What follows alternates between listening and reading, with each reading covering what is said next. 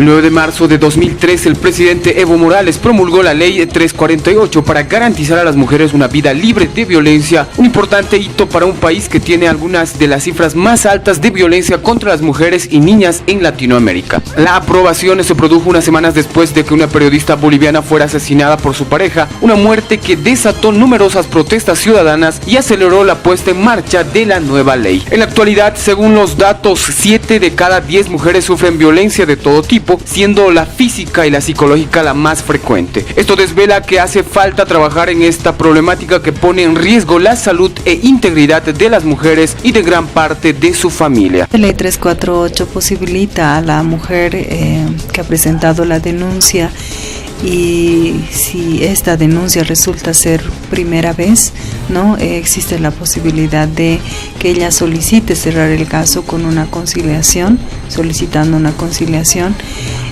pero el fiscal ya determina, digamos, de qué manera va a cerrar este caso, ¿no? Es posible que se aplique una salida alternativa, como suspensión condicional del proceso, ¿no? O aplicar un criterio de oportunidad. Eso ya depende también del caso, ¿no? Cada caso tiene su particularidad. Hay algunos casos que tienen que la agresión es muy fuerte, bastantes días de impedimento. Entonces son varios factores que se toman en cuenta para que el fiscal pueda determinar, digamos, qué salida alternativa va a cerrar en ese momento, ¿no? La violencia de género es un problema muy grave que existe en el país, pues el 75% de las mujeres casadas o que viven en concubinato declararon haber sufrido algún tipo de violencia ejercida por su pareja. El 62.8% fue víctima de violencia psicológica, insultos, palabras agresivas. El 40.2% de violencia física, bofetadas, golpes con manos y puños. Y el 39.4% de violencia sexual, relaciones sexuales sin consentimiento. Según datos de una encuesta efectuada por el INE en 2017 sobre la violencia contra las mujeres mayores de 15 años. Desde la psicóloga del Centro Juana Zurduy se dio una referencia de cómo detectar a una mujer que sufre algún tipo de violencia. Bueno, existen diferentes indicadores, sobre todo a nivel psicológico. Podríamos identificar a una mujer en situación de violencia por características como el aislamiento, ¿no? Es una consecuencia en realidad del aislamiento muy común en mujeres que están en situación de violencia. Se tiende a romper contacto con las redes más próximas, las familiares, las amistades o las de algún otro tipo de organización. Igual son bastante visibles las características de tipo depresiva, ¿no? Podemos ver una mujer con un ánimo afectivo más bien aplanado, triste, ¿no? Con características de negatividad, ¿no? También se conoce que uno de los delitos más reportados a la policía, la violencia intrafamiliar. Además, todo indica que la violencia sexual contra las mujeres menores de edad en violaciones se ha intensificado, crimen que en la mayoría de los casos es ejecutado por sujetos del propio entorno familiar. Igualmente es posible pensar que las relaciones humanas están signadas e impregnadas por la violencia. En ese sentido, cabe pensar que la violencia no tiene género. Los datos aún son muy tenues que aparecen al respecto revelan que existe una violencia de género orientada no solo a un único sentido, aunque tampoco debe asumirse que esta es simétrica. Los datos que aquí se señalan ponen en evidencia en el país lo grave que es el problema de la violencia machista. Me atrevo a decir que 6 de cada 10 casos sucede esto, ya tal vez hasta 7. Es más bien un hecho bastante común que las víctimas salgan en defensa de sus propios agresores. Es más, ellas les buscan abogado, ellas van al penal, les llevan comida, ellas llevan ropa, y vienen aquí inclusive a exigirnos a que hagamos rápido las cosas para que salga el imputado. Este es un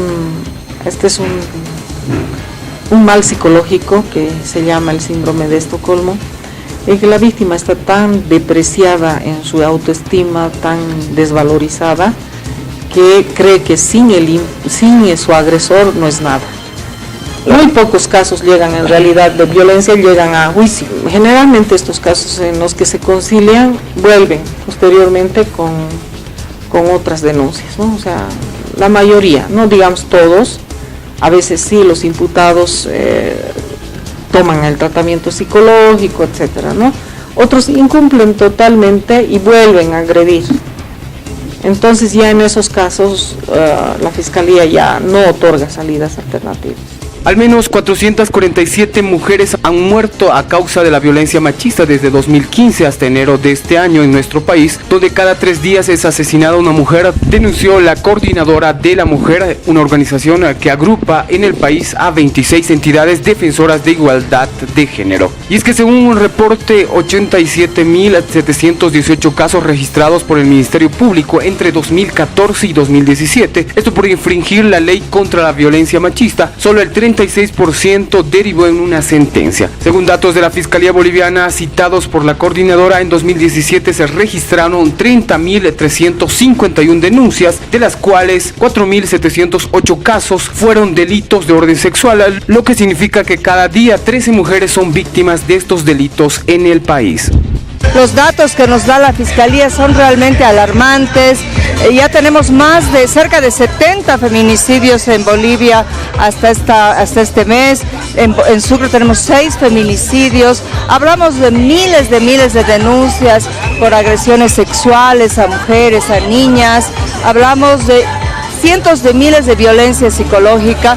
Entonces no podemos quedar totalmente indiferentes y al margen de una situación tan terrible que atraviesan las mujeres en nuestra ciudad, departamento, en Bolivia, incluso en el mundo. Según algunos abogados entendidos en la materia en el país, hace falta la necesidad de contar con un nivel de institucionalidad que vigile y haga el seguimiento permanente a los indicadores de avance o retroceso en el país respecto a la problemática de la violencia machista. De igual forma, se hizo notar que toda la ruta de atención de la violencia contra las mujeres funcione de forma integral y efectivamente con el personal y los perfiles que se requieran y con los mecanismos suficientes para que se pueda hacer justicia, para que la vida de las personas no se vean afectadas y en el futuro no se tengan casos de feminicidios.